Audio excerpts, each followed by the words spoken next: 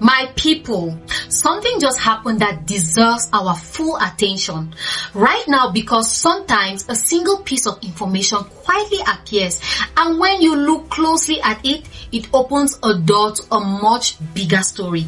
And that is exactly what happened here. A moment ago, many people believed one narrative about Burkina Faso, a country that in recent years has positioned itself as bold, independent, and unwilling to bow to external pressure. A country whose leadership has often spoken strongly about protecting its national decision-making power, defending its resources, and refusing to be pushed around by powerful Western nations. But then, a surprising revelation surfaced. Burkina Faso is reportedly among the African countries that signed a US health funding agreement, a deal worth about $147 million, expected to run for 5 years. Yes, Burkina Faso. Now pause there for a second, because that announcement immediately triggered confusion, curiosity, and even disbelief among Africans across the continent and beyond. Why?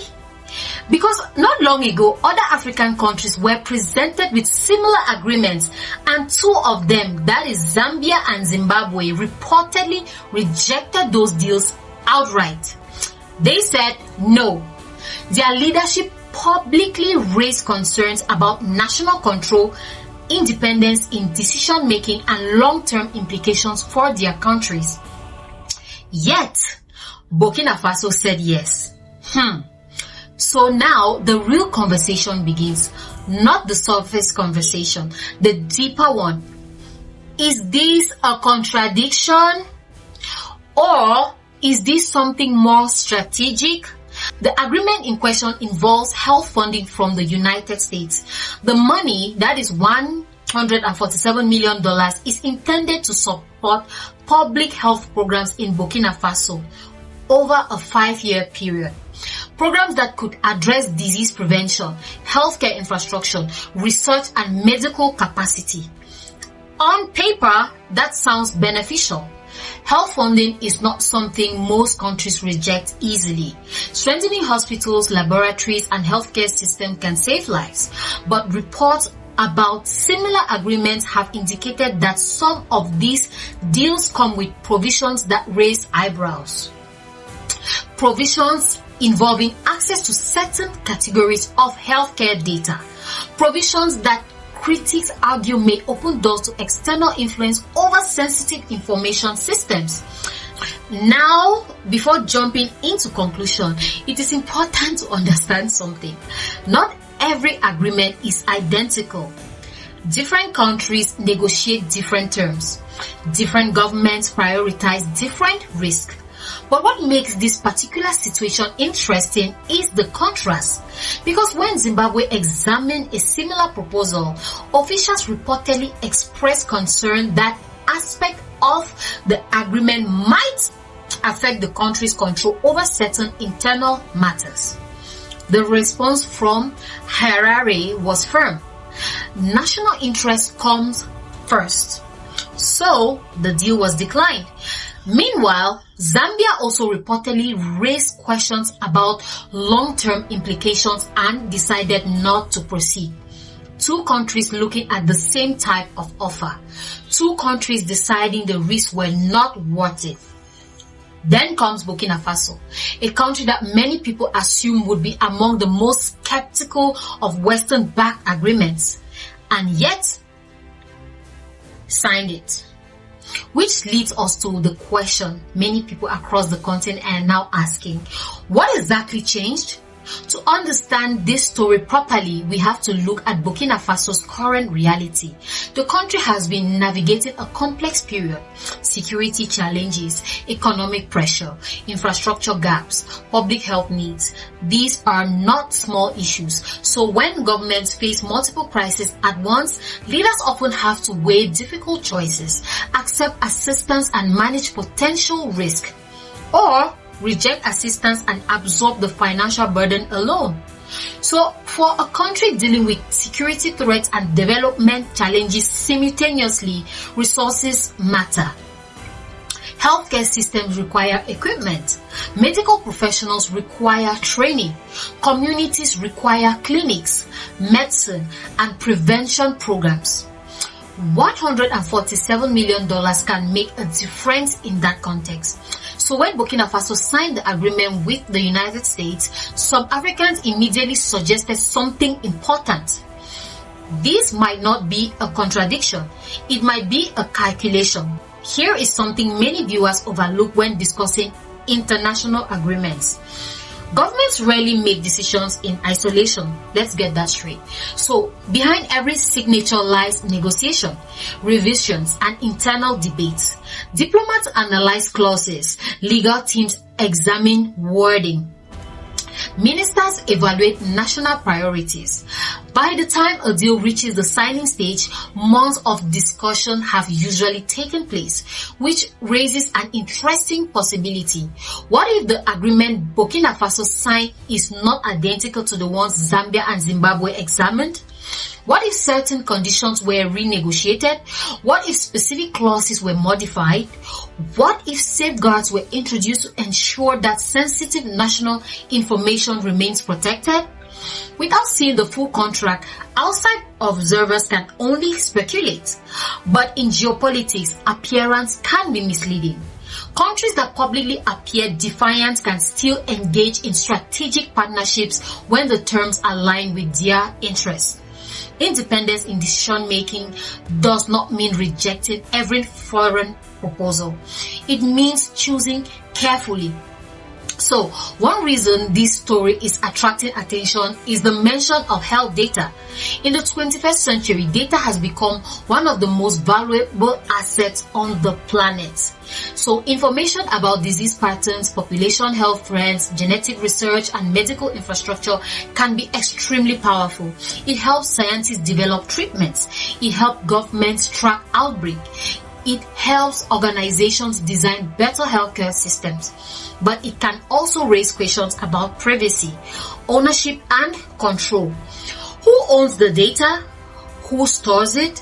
Who analyzes it? And who ultimately benefits from it? These are not small questions. These are questions that governments around the world are still struggling to answer. So when agreements involve access to large-scale health information systems, critics naturally become cautious. They want guarantees that national interests remain protected, that domestic institutions remain in charge, that partnerships do not quietly shift control away from local authorities. This is why the conversation around these agreements have become so intense. Across Africa, citizens are paying close attention to these developments, not because people oppose international cooperation, but because history has taught difficult lessons. For decades, many African countries entered agreements that looked beneficial at first glance, loans that later created debt traps, contracts that transferred valuable resources abroad, partnerships that gradually shifted economic power away from local communities. So, because of that history, modern African audiences have become far more alert. They read between the lines. They analyze motivations. They question terms. So when one country rejects a deal while another signs it, curiosity naturally grows, as to be expected. So people want to understand why, not out of suspicion, but out of responsibility. Here is another key point often missed in online debates. Africa is not one country. It is 54 different nations, each with its own circumstances, priorities, and leadership strategies. What makes sense for one country might not make sense for another. Zimbabwe may prioritize one set of considerations. Zambia may focus on another. Burkina Faso may face different pressures altogether. So, security concerns alone can't reshape policy decisions. Countries fighting insurgency often prioritize stability and development programs that strengthen communities. Healthcare investments in such environments can help prevent humanitarian crises. So while some observers interpret Burkina Faso's decision as surprising, others view it through a different lens. A government managing multiple challenges might decide that the benefits of the funding outweigh the risk, provided the agreement includes protection.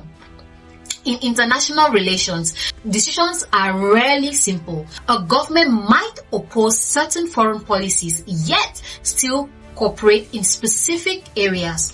A nation might reject military involvement while accepting medical support. A country might criticize Western influence but still engage economically when it sees an advantage. So diplomacy is full of these complexities, and that is exactly why Burkina Faso agreement deserves careful analysis rather than emotional reactions. It may represent a shift, or it may represent a tactical move within a broader strategy. So let us zoom out for a moment. The global landscape is changing rapidly. Major powers are competing for influence across Africa. Infrastructure projects, energy partnerships, technology investments, healthcare collaborations. Different countries are approaching the continent with different strategies. Some offer loans, some offer military cooperation, some offer medical assistance. And African governments are increasingly learning how to navigate these offers more carefully. So, instead of accepting the first proposal that appears, leaders are negotiating, comparing terms, balancing relationships, seeking leverage. In that context, Burkina Faso's decision may be part of a broader diplomatic balancing act. Engage where beneficial, resist where necessary, maintain national direction. Still, my people, trust plays a huge role in these conversations. Citizens want transparency. They want to know what their governments are signing. They want to understand the long-term consequences of international agreements. This is not an unreasonable expectation, to be honest. When deals involve millions of dollars and potentially sensitive information systems, public oversight becomes important. The best partnerships are those that withstand scrutiny. So, if a deal truly benefits the country, explaining it openly strengthens public confidence. If certain clauses raise concerns, addressing them openly builds trust. Secrecy, on the other hand, often fuels suspicion, which is why decisions like this one are important. Not to accuse, not to speculate recklessly, but to encourage awareness. One thing is clear: Africa is no longer negotiating from the same position it held decades ago. The continent's strategic importance has grown. Its population is young and expanding. Its resources are valuable. Its markets are rising, and global powers understand this, which means African governments now have more bargaining power than before. They can demand better terms. They can compare offers. They can reject proposals that do not align with their interests. This new era requires careful leadership. Every agreement signed today shapes tomorrow's independence. Every partnership builds or weakens long-term influence, which is why citizens must remain informed and engaged. So where does this leave us? Burkina Faso signed a 5-year health funding agreement worth $147 million. Zambia and Zimbabwe declined similar offers. The contract has sparked a continental debate, but the deeper question remains unresolved. Did Burkina Faso negotiate different conditions? Did it introduce safeguards others did not receive? Or did it simply calculate the risk differently? Until full details become public, that question will continue circulating. And perhaps that is exactly why the story matters, because it reminds us that international agreements are never just about money. They are about influence. They are about control. They are about the direction a country chooses for its future. So, this conversation is far from over. As more information emerges, citizens will continue examining the details, because decisions made today will shape Africa's trajectory tomorrow. What matters most is awareness, understanding how global partnerships operate, understanding what is gained and what might be risked. and ensuring that every agreement ultimately strengthens the continent's ability to stand on its own terms. Not in isolation, but in balance. Cooperation without surrendering control. Partnership without losing independence in decision making. That is the real challenge of modern diplomacy. If you found this analysis valuable, support the platform that brings these conversations forward. Like this video, share it with someone who follows African geopolitics. Subscribe to Power and Pulse so you never miss these deep dives into the stories shaping our continent. And most importantly, drop your perspective in the comment section respectfully, because informed discussions is how stronger societies are built. So this is Power and Pulse, and the conversation continues.